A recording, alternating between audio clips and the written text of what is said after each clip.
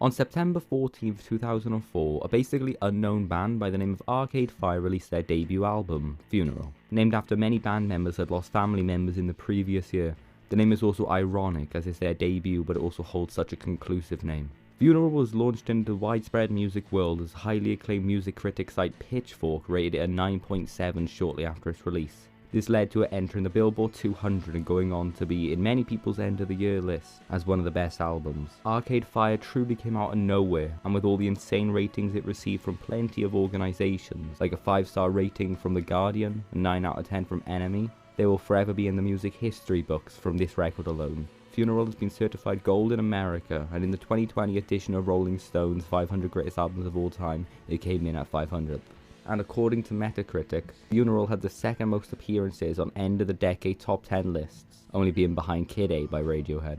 Funeral consists of 10 songs, 5 of which were released as singles and 4 featuring in the Neighbourhood series, one of the highlights of the album. But how does the album sound, and how do I like it? The album opens with the only song I previously knew before going into it fully, Neighbourhood 1, Tunnels. It's a theatrical beginning to this album, with some of the calmest music I've heard in a while. The tempo slowly picks up on the road to its first chorus, and this song is truly the peak of Funeral, and one of the best openings ever. It's so calm and soothing, while not quite becoming melancholic. It just feels like an escape. The vocals by lead singer Win Butler are beautiful, picking up and getting more aggressive, but never becoming too much. The music is the main part of this track though, and that's fine. It's a perfect opener, 9 out of 10. The album then continues with the second song, Neighbourhood 2, Laika. This song is more conventionally rock than the opener, but it's still calm.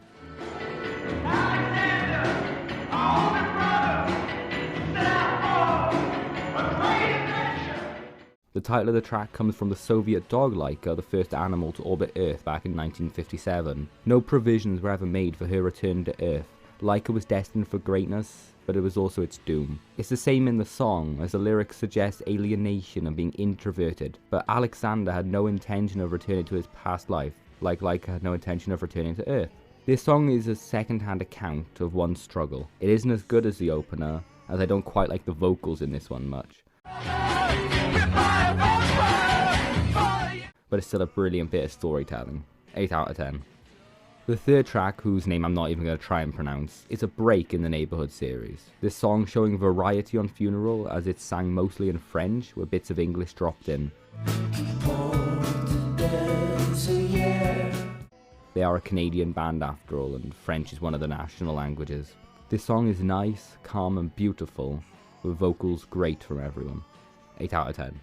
The third song in the Neighbourhood series, also known as Power Out, is a rock song like we haven't seen so far. With basically no chorus, it's about society. Lines like, I woke up on the darkest night, neighbours were all shouting that they found the light, suggest a state of society being mixed, people pretending that nothing is wrong, like a light is still there. This song is one of the weaker ones in my opinion. The rock doesn't work as well as it could have, and other songs later on the album do it better.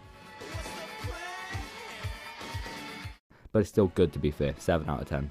The final track in the legendary Neighbourhood series, Neighbourhood 4, Seven Kettles, is a song about the passing of time. Time keeps creeping through the neighbourhood, killing old folks, waking up babies just like we knew it would. The simple acoustic guitar strumming away with beautiful memorability. It could be one of the most underrated songs on Funeral, with some of my favourite lyrics. 8 out of 10. But the most underrated song on Funerals, Crown of Love, immediately opens with soft vocals and a brilliant drum beat. This track is about love dying and fading away, and people telling him that love is just something you can get over, but he feels he can't.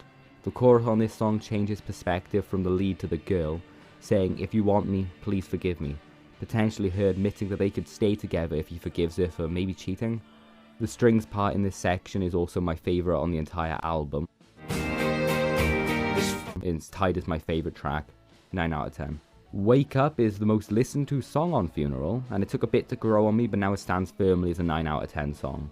The main part of this song that I love is the backing vocals throughout the song. The guitar is also amazing on this. Just like Neighborhood 3 Power Out, it sounds rocky, and it's probably the best rock song from this album. Wake Up has become the main closer to Arcade Fire sets since Funeral was released, and describes disappointment that comes with being an adult. But now that I'm older, my heart's colder, and I can see that it's a lie. Win realizes that he's upset with growing up, but wasn't, and looking back on it, he should cry. Wake Up has no chorus, which is surprising for the most popular track from the album, but it has some brilliant backing vocals and Win does a great job on this track. The third to last song, Haiti, is an illustration of Jisange's home nation, which her parents fled from in the 1960s. The song, like the previous track with the French name, is sang partially in French. And the vocals are stunning. While this song is one of the weaker on the album, being a 7 out of 10, it's still beautiful. One of the simple final lines, Haiti, never free, is my favourite from the track. And the track opens calmly with the sound of running water and a calm acoustic guitar, but by the end it's aggressive and immediately transitions into the next track.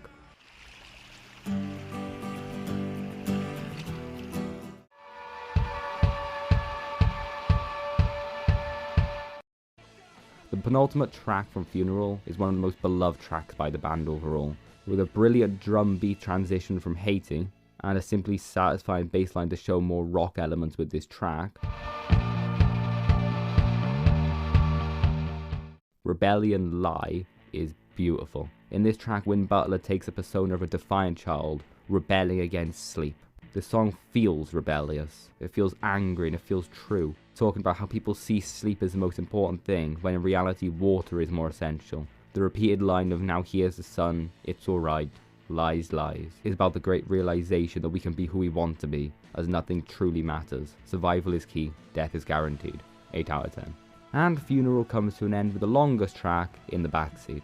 The song is about the singer suddenly being in true control of their own life after the passing of their mother. Before the tragic event, she was in the backseat. In the opening verse, I like the peace. In the backseat, I don't have to drive, I don't have to speak. I can watch the countryside and I can fall asleep. Suggests how she was perfectly content not being in control of everything, being a passenger, but now it's sudden, no peace, and everything has changed. The chorus, Alice died in the night, I've been learning to drive my whole life, shows how she's been preparing for this, even subconsciously. This final track is beautiful, it has some of my favourite vocals on the entire album, and it's stunning. 8 out of 10. Arcade Fire released Funerals to massive acclaim, and they got launched from this one record. They got to a place where they're still making music to this day, and while they managed to make other highly acclaimed albums, Neon Bible, The Suburbs, Reflector, and the film score Her, nothing has quite matched Funeral. It holds a 3.96 out of 5 rating on Rate Your Music, making it the 4th highest rated album of 2004, behind Food by MF Doom, The College Dropout by Kanye, and Mad Villainy by Madvillain. Funeral also is the 137th highest rated album of all time on Rate Your Music.